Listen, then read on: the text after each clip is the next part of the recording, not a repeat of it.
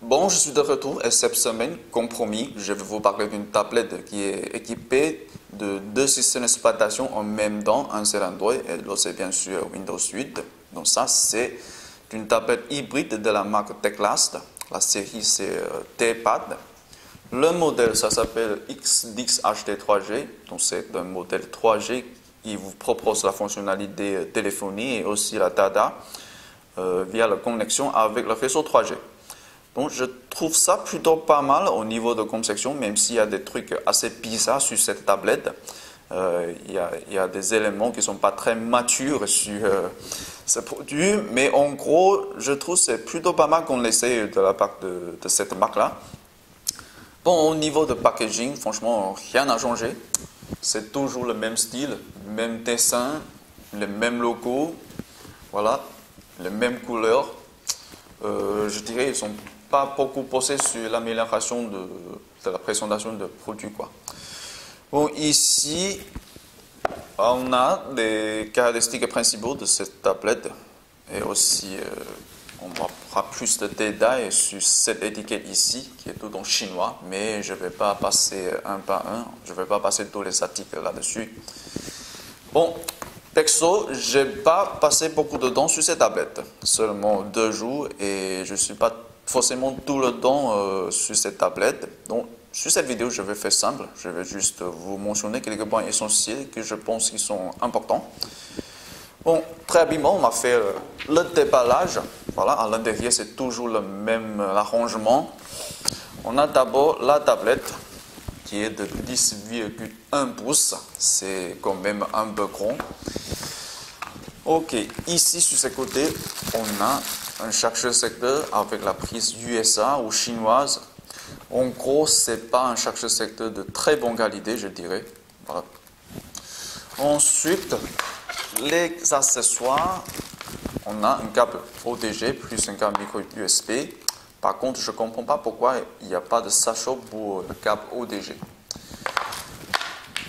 Continuons avec le manuel tout en Ching Chong. Oui, tout en Ching Chong, pas d'anglais. Ensuite, voilà. Oh, ça c'est le manuel, ça c'est le démarrage rapide. Ensuite, c'est la garantie fournie de fabricant et aussi un certificat de contrôle de qualité. Mais ça, c'est tout à la chinoise. Bon, très rapidement, on va jeter un coup d'œil sur le design de cette tablette. Et au niveau du design, au début, j'ai l'impression que ce soit une tablette 100% Windows parce que tout d'abord, elle a cette prise dock pour connecter les claviers étroits qui sont conçus pour les tablettes Windows et aussi la présentation coupable de cette tablette. C'est plutôt Microsoft Surface.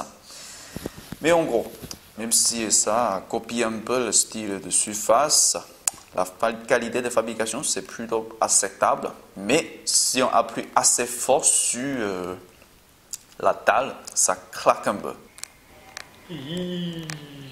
J'avoue que ça n'a l'air pas très solide, mais je trouve que c'est plutôt résistant au choc parce que hier soir, je l'ai fait tomber de mon lit. C'était une chute un petit moins de 1 mètre. Mais là, après, d'autres marchent encore. En plus, il n'y a pas de décal sur la tablette. Et au niveau de matériel, c'est plutôt acceptable. La coque est en métal. Par contre, je ne peux pas vérifier si c'est du métal brossé ou du métal mat parce qu'ils ne m'ont pas autorisé de retirer ces films de protection. Le contour est en plastique. Donc, on a un mélange de métal et plastique au niveau de châssis. Bon, au niveau de connectique, sur le côté droite, on a tout d'abord une prise JAK 3.5 tout en bas. Ensuite, une sortie micro USB. Un peu plus loin, on a une sortie HD 1000 en format de micro.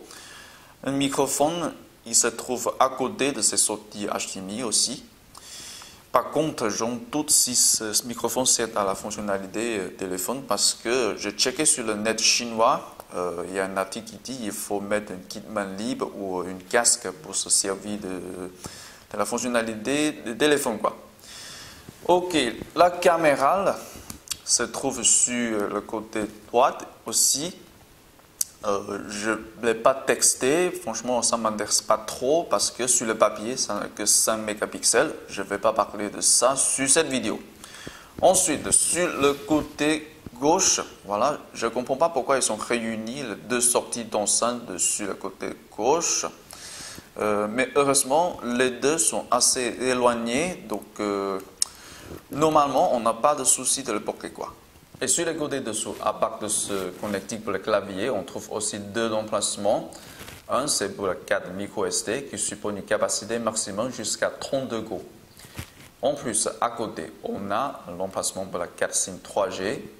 Donc, au niveau de compatibilité avec le réseau 3G, ça supporte uniquement la bande 2100. Ça, c'est un peu dommage. Il n'y a pas de support pour la 900. Mais il est rétrocompatible avec les quad-bandes GSM. Donc, sur le côté supérieur, on trouve le petit bouton démarrage et aussi le bouton volume plus-moins que je trouve un peu trop court, personnellement. Mais en gros, c'est pas très grave avec cet effort. La qualité de fabrication, c'est acceptable. Par contre, cette solidarité, la structure m'a fait peur un peu. Mais celle-ci, je fais tomber déjà. C'est plutôt rassurant, tout marche encore. Ok, donc ensuite on va parler de son écran qui est plutôt remarquable et aussi cette fonctionnalité de téléphonie et tada. Et on va aussi parler un peu de ce mélange de Android et Windows sur une seule tablette.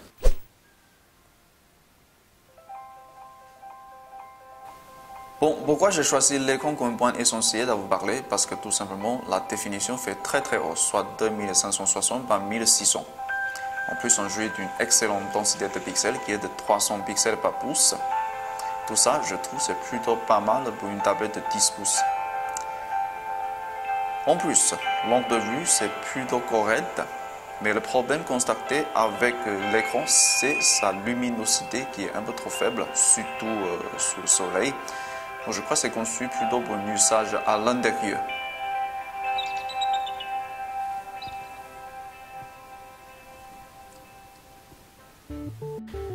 Et on va continuer avec l'usage de réseau 3G.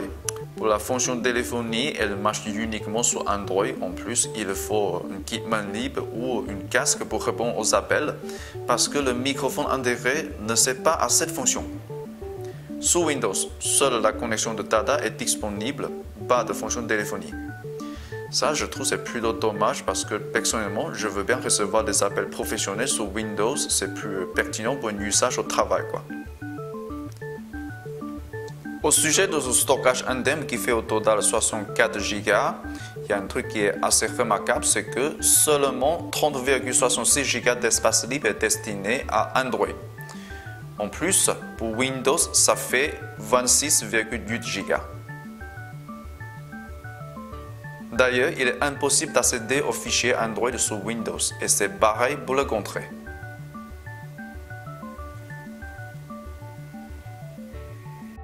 Au niveau logiciel, l'intégration de ces doubles systèmes d'exploitation est correctement faite. Donc, il n'y a pas de bug très dérangeant pour l'usage.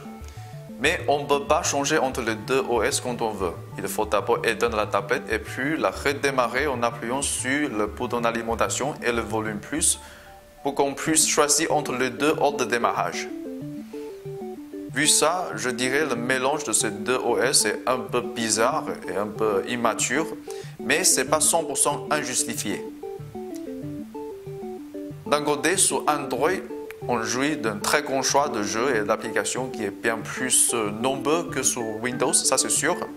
En plus, sur Android, ça marche mieux pour les vidéos caca. Et sans oublier que l'application caméra sur Android est bien plus sophistiquée que celui sur Windows. Donc ça fait aussi un point pour récompenser la faiblesse de Windows. Et dernièrement, il ne faut pas oublier qu'on peut profiter des fonctionnalités spéciales proposées par le TUI, qui est une sous-couche d'Android. Par exemple, cette reconnaissance vocale qui ne comprend que le chinois. Hello, Siri chinoise. 抱歉没有听清楚，请再再说一遍。 D'un autre côté, sous Windows, l'avantage c'est bien évident. C'est plutôt conçu pour bosser parce qu'on a tout d'abord le Back Office 365 installé. En plus, on jouit la connexion instantanée avec le clavier Windows. Et de mon côté, j'ai constaté une chose, c'est que l'expérience de surfing sous Windows fait mieux que sous Android. Mais il y a un problème qui est un peu inquiétant, c'est que la RAM de 2 Go est peut-être insuffisante pour Windows. Déjà, quand il n'y a aucune application active, on est presque au-dessous de 1 Go. En termes de son autonomie, je n'ai pas eu assez de temps de le tester en profondeur, mais j'ai plutôt l'impression que ça va partir vite, surtout sous Windows qui est très gourmand. Entre les deux systèmes d'exploitation, franchement, je n'ai pas constaté un très grand écart en termes de l'autonomie. Pour un usage assez lourd, 4 heures ou 5 heures, c'est fini. En plus, sur un site chinois, un texteur a bien signalé que sous Windows, la surveillance de pourcentage de charge n'est pas correctement faite. À partir de 100%, ça va tomber très vite et dès qu'il atteint 7%, il va rester à ce niveau pour plus de 2 heures. Il s'agit peut-être d'un problème logiciel et espérons qu'ils vont corriger ça dans le futur. En gros, cette tablette n'est pas un produit très mature, mais il a bien ses mérites. Et certains aspects des deux systèmes d'exploitation se complètent l'un de l'autre. Donc, si vous cherchez une tablette qui se débrouille plutôt bien pour loisirs et de travail, celui-ci est à considérer. Et bien sûr, on aura beaucoup d'autres à venir pour 2015. En fait, on a déjà créé une sous-catégorie pour les tablettes équipées de double système d'exploitation sur notre site. Ici, je vous invite à consulter son lien dans la description tout en bas. Bon, c'est tout pour cette vidéo. Il faut que je retourne au travail. À la semaine prochaine.